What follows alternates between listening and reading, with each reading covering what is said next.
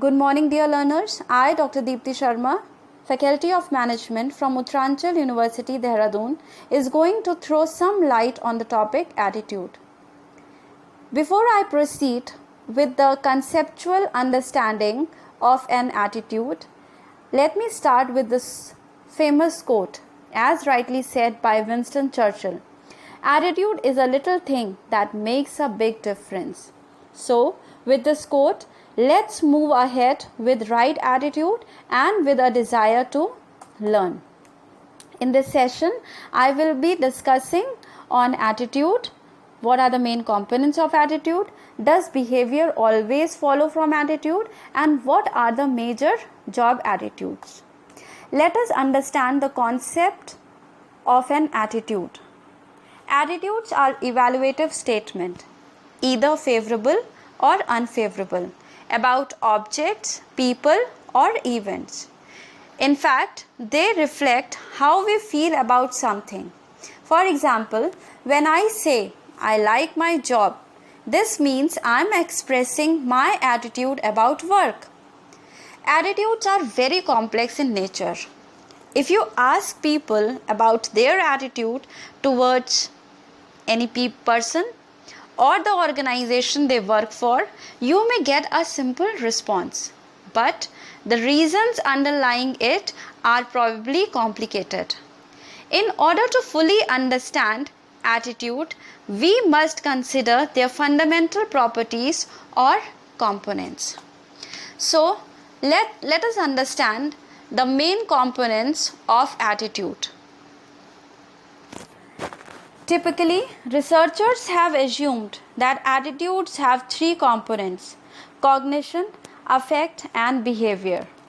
Viewing attitude as having three components, cognition, affect, and behavior, is very helpful in understanding their complexity and the potential relationship between attitudes and behavior. Keeping in mind that these components are closely related, and cognition and affect in particular are inseparable in many ways.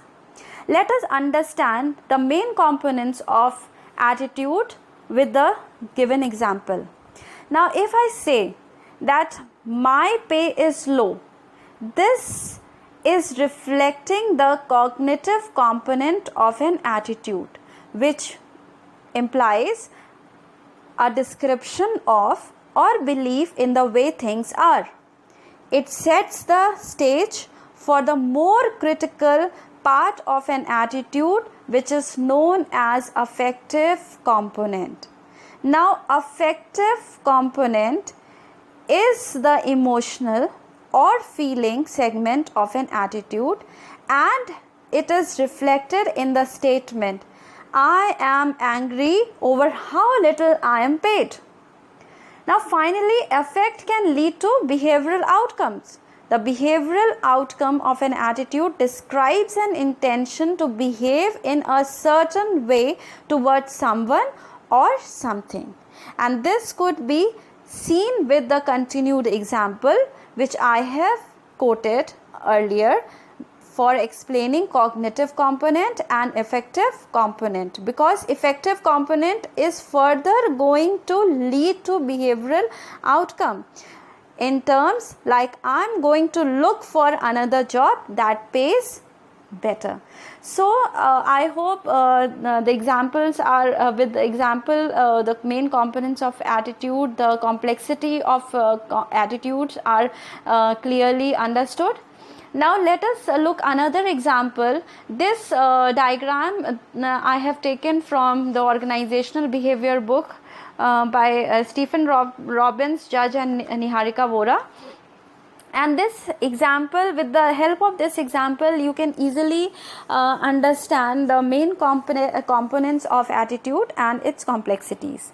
Now this is exhibiting this diagram illustrates how the three components of an attitude are related. In this example, you can see that employee didn't get a promotion which he thought he deserved. On the other hand, his co-worker got it instead. So the employee's attitude towards his supervisor, as illustrated in the given diagram, says that employee thought he deserved the promotion, which is reflecting the cognitive component of attitude, and he strongly dislikes his supervisor, which is reflecting affective component, which is stating the emotional or feeling segment of an attitude. And he is looking for another job. That was the third component, which reflects the behavior. So as we have noted, although we often think cognition causes affect, which then causes behavior, in reality these components are often difficult to be separated. So these are the components of attitude.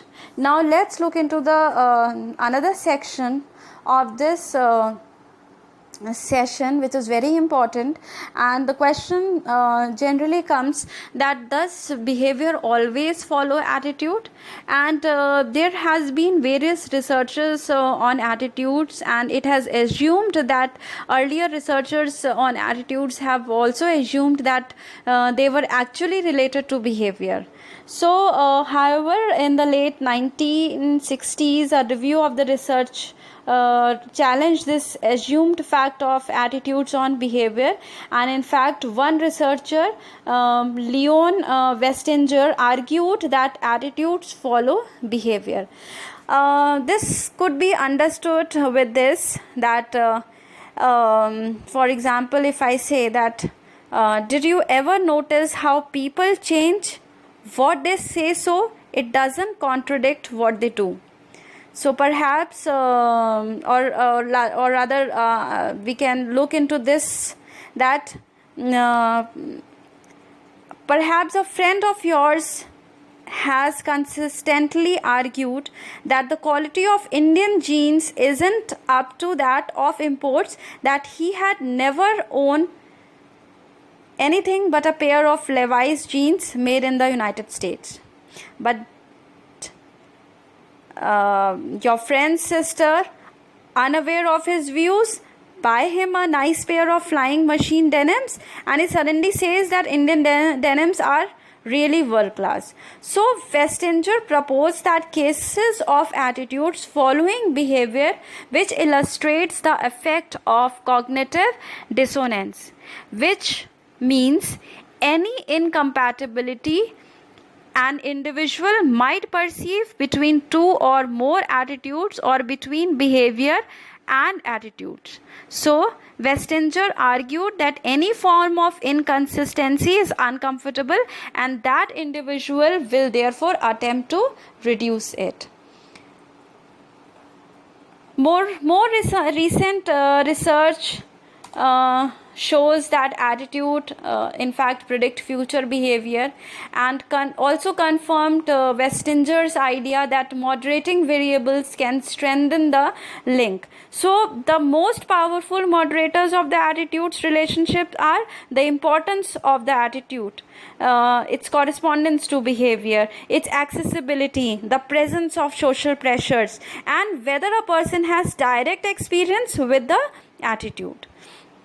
So specific attitudes tend to predict specific behaviors, whereas general attitudes tend to best predict general behaviors. For instance, asking someone about her intention to stay with an organization for the next 6 months is likely to better predict turnover for that person than asking her how satisfied she is with her overall job. So on the other hand, overall job satisfaction would better predict a general behavior, such as whether the individual was engaged in her work or motivated to contribute to her organization. So this says that attitudes predict future behavior, and confirmed that behavior always follow from attitude. Now let us look into, or rather deep dive into what are the major job attitudes. So Generally, OB focuses our attention on a very limited number of work-related attitudes. These tap positive or negative evaluation that employees hold about aspects of their work environment. And most of the research in OB has looked at three attitudes, that is job satisfaction, job involvement, and organizational commitment. But there are other important attitudes which has been perceived like perceived organizational support and employee engagement. So let us briefly discuss and understand the major job attitudes. First and foremost is job satisfaction. When people speak of employee attitudes, they usually mean job satisfaction, which describes a positive feeling about a job, resulting from an evaluation of its characteristics. Or rather, a person with a high level of job satisfaction holds positive feelings about his or her job, while a person with a low level holds negative feelings. So, because OB researchers give great impetus on job satisfaction, high importance, so further we will see that how job satisfaction is going to relate with the job attitude. Next comes job involvement. Related to job satisfaction is job involvement, which measures the degree to which people identify psychologically with their job and consider their perceived performance level important to self-worth. Now, employees with a high level of job involvement strongly identify with and really care about the kind of work they do. Another closely related concept is psychologically empowerment. Employees believe in the degree to which they influence their work environment, their competence, the meaningfulness of their job, and their perceived autonomy. So, high level of both job involvement and psychological empowerment are positively related to organizational citizenship and job performance. High job involvement is also related to reduced absenteeism and lower resignation rates. Another major job attitude is organizational commitment. In organizational commitment, an employee identifies with a particular organization and its goal and wishes to remain a member. And most research has focused on emotional attachment to an organization and belief in its values as the gold standard for employee commitment. So, we can say a positive relationship appears to exist between organizational commitment and job productivity.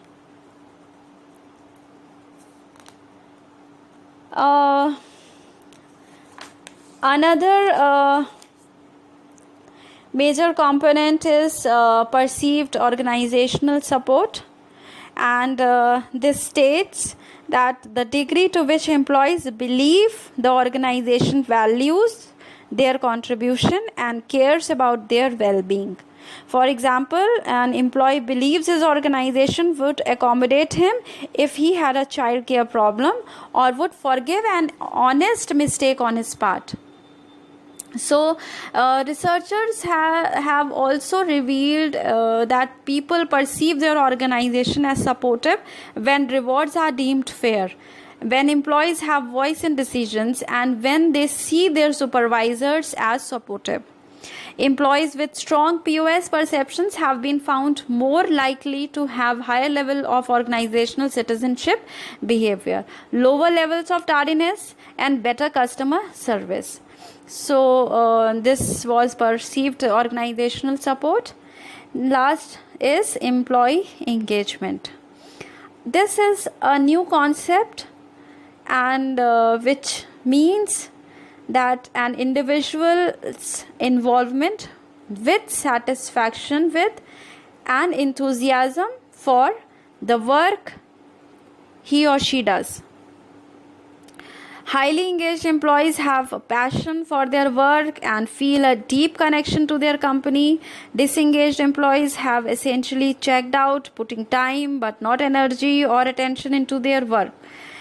Such concept is relatively new and still generates active debate about its usefulness. But one review of the literature concluded the meaning of employee engagement is ambiguous among both academic researchers and among practitioners who use it in conversation with clients. And this work has demonstrated that engagement is distinct from job satisfaction and job involvement, and incrementally predicts job behaviors after we take these traditional job attitudes into account. So this is all about. I hope you all like this session. Thank you.